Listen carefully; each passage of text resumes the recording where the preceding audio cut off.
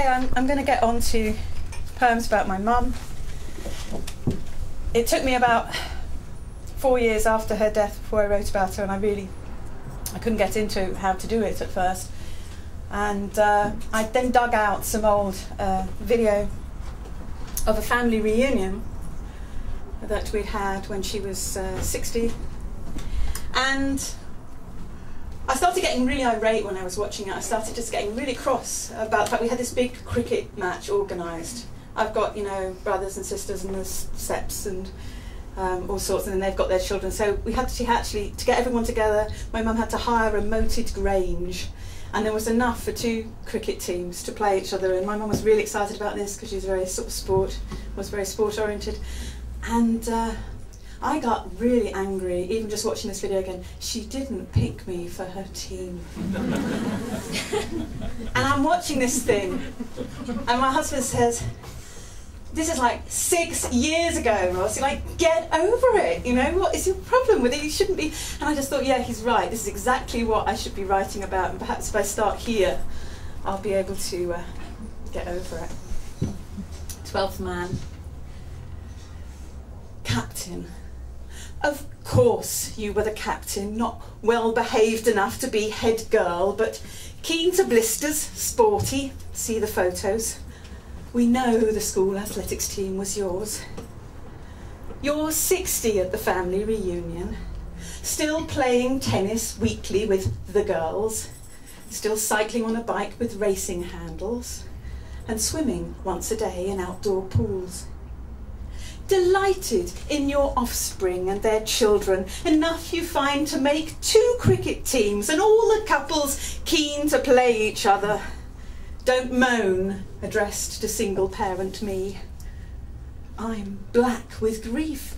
The man I love gets married 3 weeks from now to someone he forgets. And this weekend, as your dismal, broken daughter, I've come to sleep. You tut my cigarettes. I've come to write in notebooks in the corners, to get as drunk as common sense forbids, abandon rooms for fields in search of silence, and somewhere I can cry unseen by kids.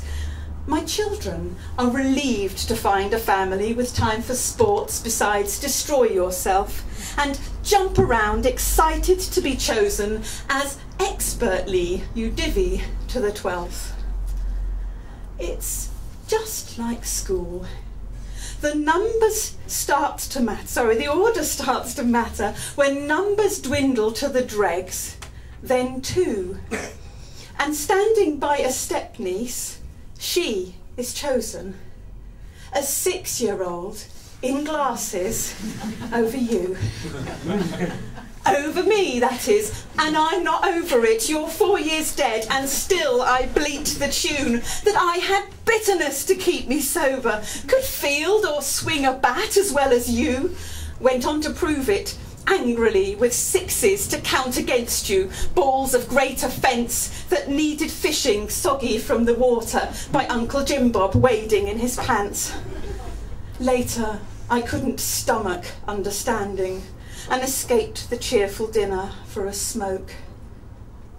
You locked me, accidentally, in the garden. How odd my hurt at hearing the back door bolt.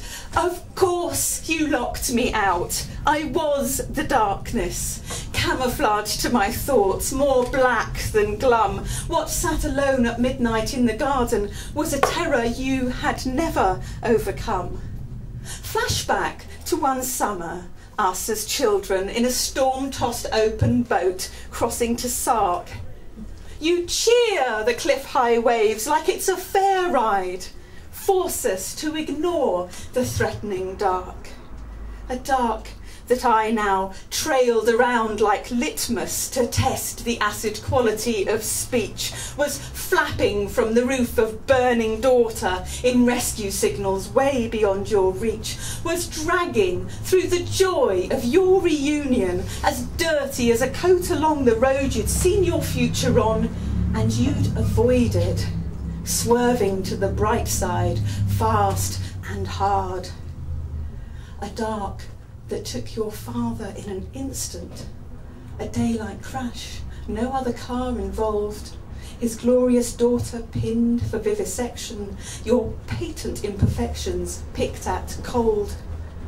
A dark that in your 30s stalked your marriage, admitted you to have your stomach pumped, and echoed down a car park under Essex the sound of perfect housewife being dumped. A dark that took my brother, almost adult, having hung around his x-rays for a year, and only marathons would shake it off you, the shadow on your buried son's all clear. Captain. Who else would be the captain? Who else but you deserved to choose the team? To battle your side required a sense of survival, of conquering love, not the bad light of me.